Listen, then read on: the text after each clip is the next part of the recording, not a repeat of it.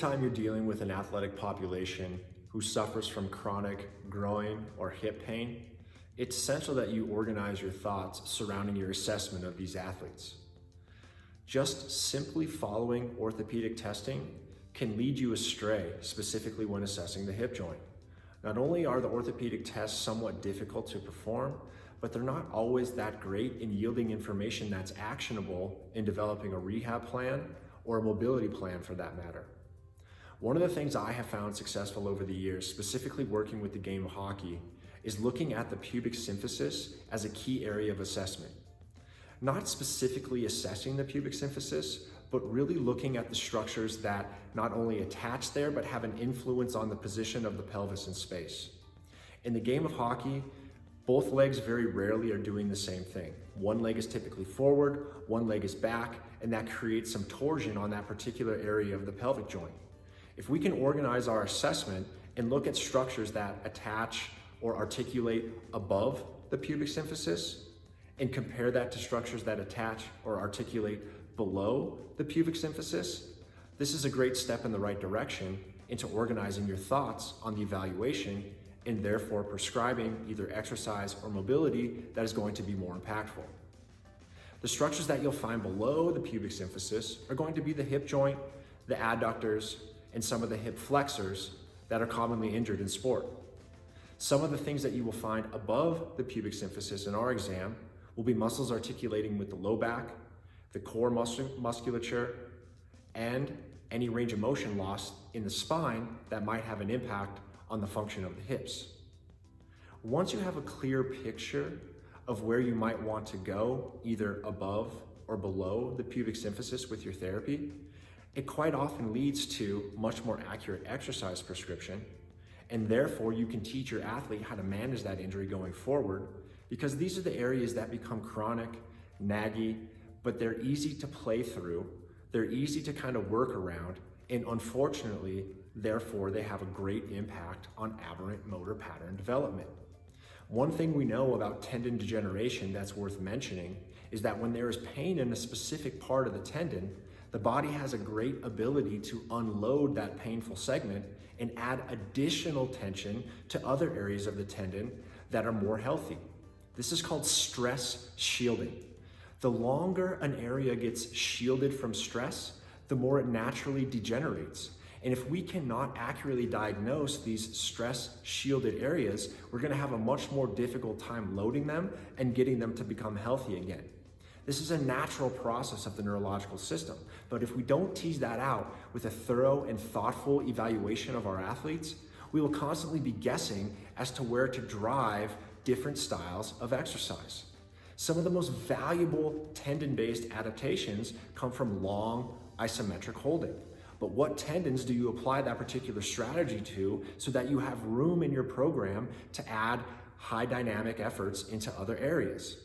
This evaluation is something that I have found to be useful for me, and I hope that there's some gems in there that you might find helpful to you as well.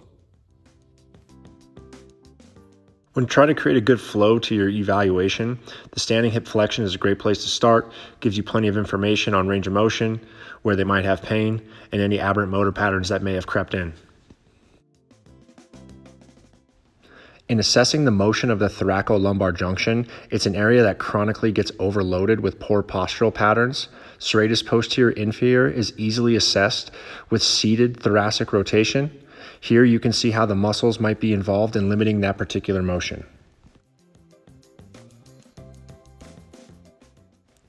Seated lateral bend is another great way to look at the thoracolumbar junction and might give us some information as to how quadratus lumborum might be limiting range.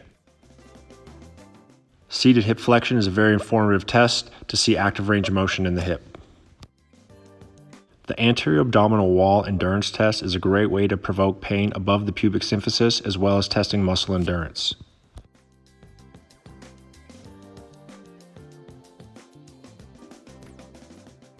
These are the areas we would find damaged in sports hernia or core muscle injury. A full range of motion eccentric sit-up with a concentric finish is a great way to gather more information about how muscles provoke pain above the pubic symphysis.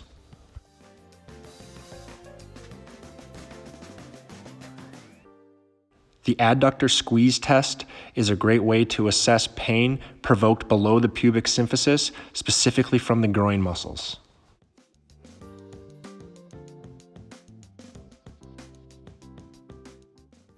The groin muscles insert in several areas around the pelvis. Accurately assessing where pain may be coming from is very helpful in the treatment process.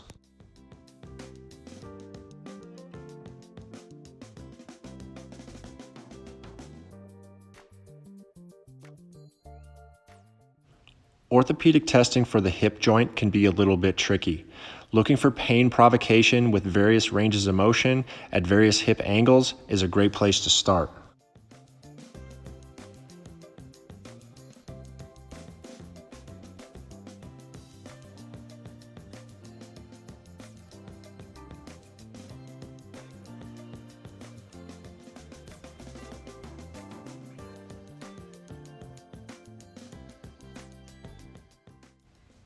Carefully scouring the hip joint to find the deepest portion can be a great way to take the assessment into exercise prescription.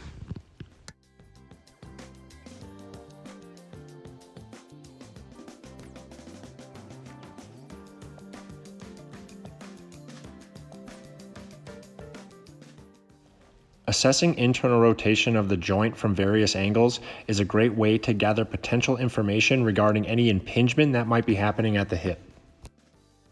Bone deformity is not uncommon in young athletes. Detecting this at a young age can lead to much more accurate exercise prescription.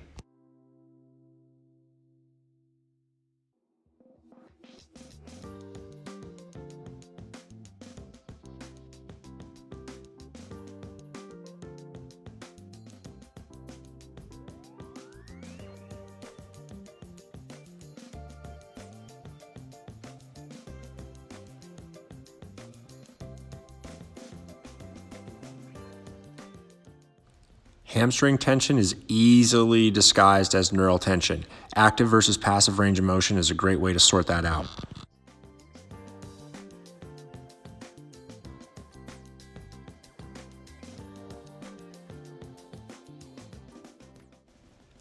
Active hip flexor muscle testing is another great way to tease out pain provocation coming from muscles that might be impacting the hip joint.